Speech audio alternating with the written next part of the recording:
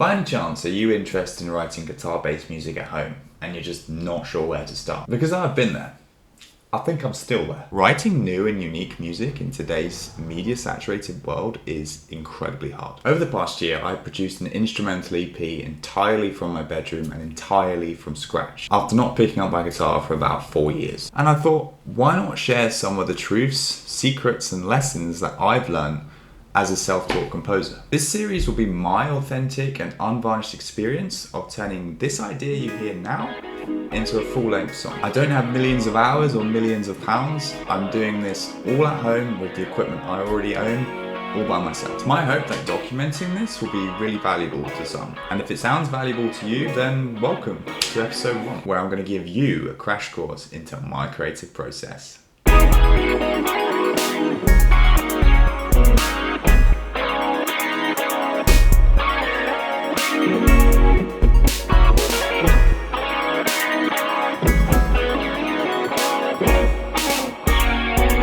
So here's the idea. Too often when I'm writing music, I kind of get stuck into playing the same ingrained ideas and riffs that I've gotten used to and comfortable with after years and years of playing. But this year, I want to push myself in a whole new direction. So a little while ago, I tried experimenting with writing my riffs with chord melodies. Now, chord melodies are a method of combining chords and melodies on the same guitar line.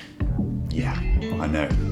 Mind-blowing. I found out about chord melodies through one of my favourite guitarists, Tim Henson. And basically, he uses chord melodies to make his guitar lines sound like a rapper, which is, it's super cool. Now, I wrote the riff you heard in the intro using this approach. And in this episode, I'm going to deconstruct exactly how I did that. I'm also going to give you a bit of an overview of my end-to-end creative process and how I go about writing this sort of music at home with home studio equipment. Okay, now that's all out of the way, let's talk about that spicy riff you just heard.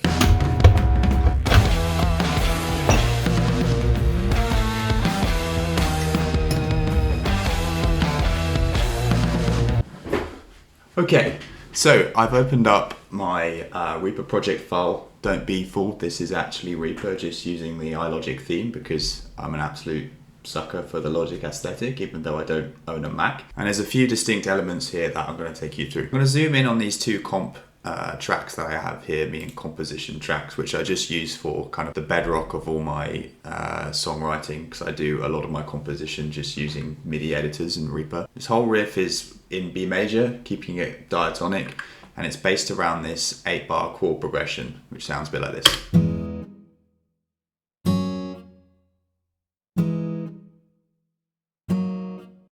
You'll notice that I have the bass notes kind of following this kind of descending stepwise pattern.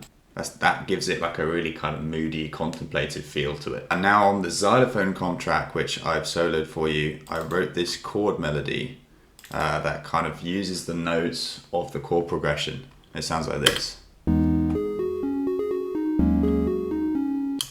which will probably sound familiar because that's the basis of the riff. I'm not doing anything too crazy at this stage. I'm keeping it very basic, just laying down a melody, as I said, using the notes of the chords you already have. Keep it very elementary and just listening to how it sounds. Getting those essentials right will save you so much time when you come to actually flesh this out and build it as a riff that you can play on the guitar. Once I learned this, I just tracked it straight into Reaper, and this is what it sounded like.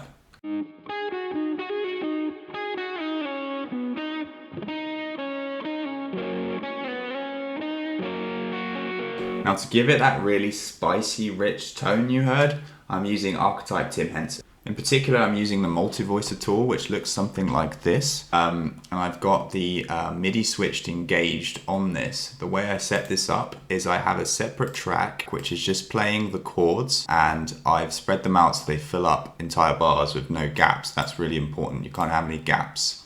And basically, there's nothing on this track. There's no effects or anything.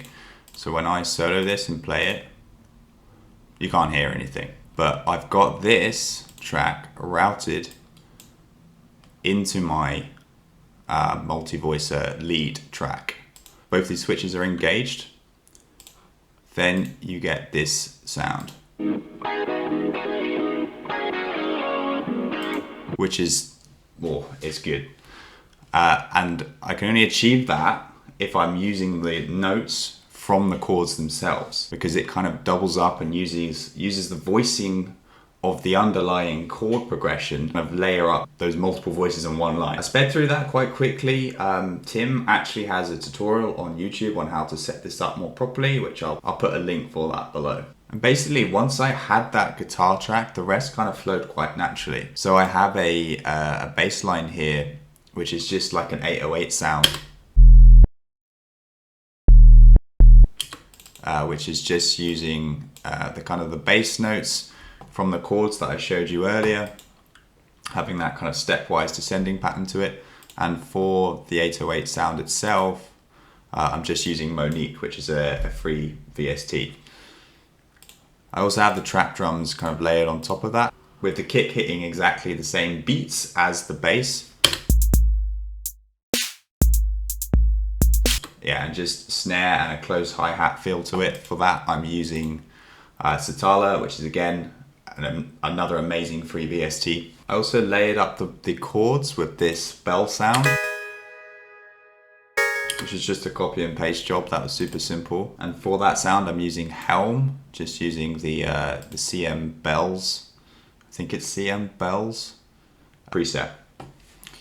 I've also got another copy and paste job on 2 other tracks, this xylophone kind of track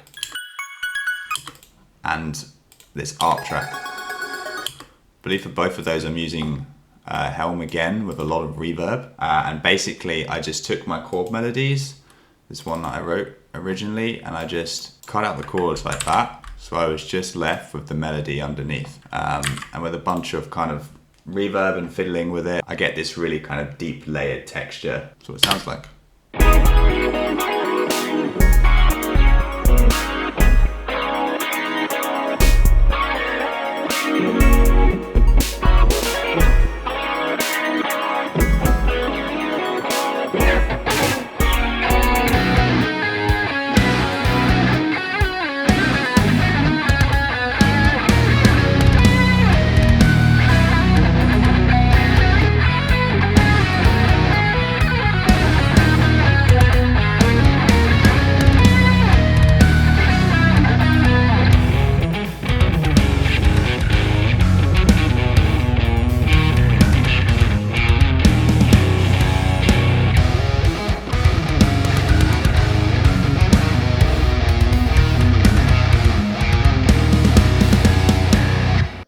Hold on a second, where did all that come from? I think we need to rewind a little bit. Okay, a wardrobe change because it is a different day to when I filmed the intro. So having deconstructed the main chorus type riff, I thought what we could look at today is drafting some initial ideas for what might end up being the first verse. I like to keep it simple and just have one track which I'm going to draft all my compositional ideas on. Okay, so in Helm I've just selected like a soft key sound, bit like that. And within this track I'm just going to drag and drop some chord progressions from the Unison's MIDI chord pack. Now the main chorus riff is quite kind of mellow, almost quite nostalgic. So what I'm really looking for with the verse is a progression that's going to allow me to kind of lift straight out of that and has some like real nice energy to it.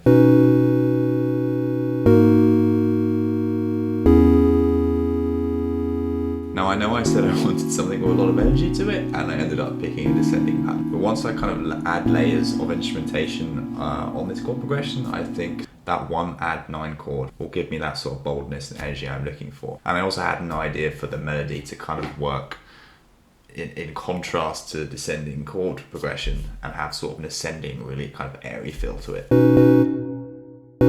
Okay, so the second way I'm going to evoke that sort of boldness is having these staccato hits in the first half of the chord progression. And then that's going to transition into having the legato chords in the second half.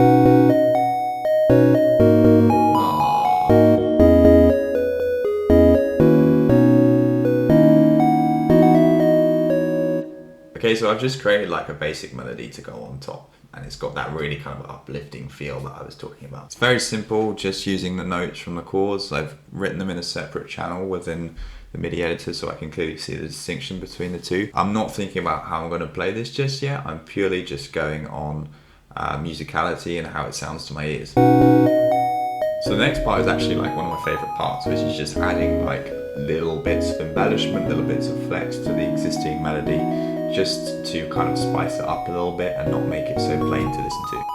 Okay, using my absolute wizardry and copy and pasting skills, I split out the melody on chords onto two different tracks, and I'm making use of ample guitar M2 Lite to basically show you what this would sound like in a guitar arrangement.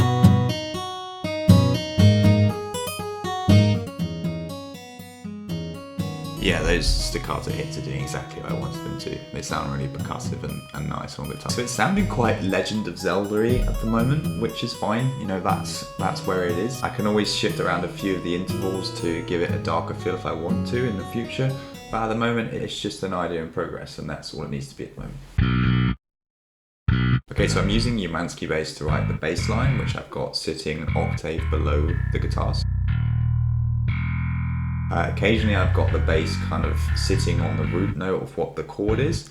Other times it's harmonizing with the lead, and other times I'm being a bit random with it and just kind of choosing an interval like a perfect fifth above the root or something like that, and just trying out different harmonies as the chord melody progresses. And I find this way I can add some kind of like varying depth throughout the progression.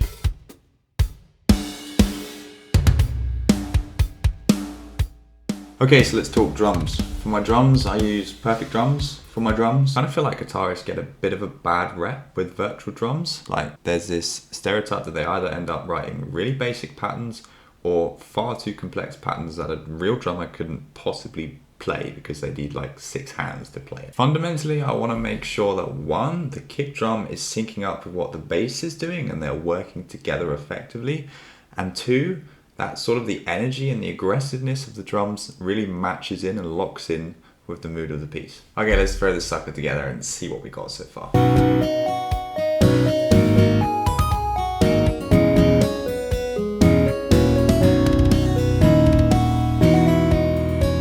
Okay, so it's a little bit rough around the edges, but what we have here is the essence of an idea. So the next step for me is to take my guitar and to make this both playable and memorable. Now, if you use Reaper and you're a guitarist, then use ReaTab Hero. It's saved me so much time. I can basically take what I've written in MIDI and arrange it for a guitarist in real time. It's so useful. Now, I'm not going to get into too much detail about how I did this because the author of this amazing tool, Extreme Rain, has a bunch of information and tutorials on his website, which I'll link down below. Basically, I started with the rhythm track, and as I'm arranging this for a 7-string guitar, I arranged all the chords to play on the 4 lowest strings, the bass string. This way, I'm going to have the bass section hitting those staccato chords and get a clear separation from the lead guitar, which is going to be playing those chord melodies. So those complex voicings don't sound too overwhelming. There's a good degree of separation there, and it adds some nice harmonic depth to the song. I also trimmed a few bars away, so I ended up with this 5-bar pattern that repeated twice. I did that on purpose because I want to have a thread that kind of develops through the verse and not just have like a random splattering of ideas that don't really have any cohesion together. With the lead line, I felt like I did like a lot more tidying up. I ended up with a few flourishes that just didn't really work in the context of the progression that I ended up changing quite a bit. And as time went on, I really couldn't escape the feeling that this was written for a Legend of Zelda game. But I did end up toning down that kind of overjoyous, cheesy vibe it had to it. One of the key ways I did that is I took my opening B add 9 chord and I added a major 6 interval. Now obviously music is entirely subjective, but for me the major 6 adds kind of a nice nostalgic element to your chord construction. Kind of this bittersweet longing. I thought it was a brilliant example of that. Although I'm writing in a major key, I'm not doomed to write something like innocent and cheesy. There's a lot of different flavors of what you can do with a major key. Now I'm going to play for you the opening 2 bars of the verse before and after I added the major 6th, and you can see what you think.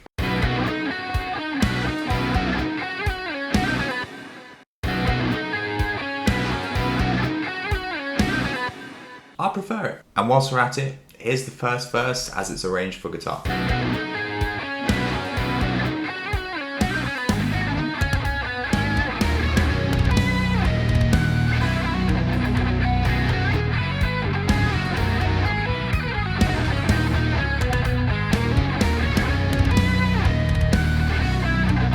Hello from the future version of me again. In the interest of this not being a 20-minute long first episode of my vlog series, I'm going to wrap it up there. Do give me a thumbs up if you found it enjoyable, and let me know in the comments what your thoughts are on how the song is sounding so far. Feel free to subscribe and hit that bell notification so you know when the next episode of this series is coming. And yeah, I don't really know how to end videos, but I hope to see you next time.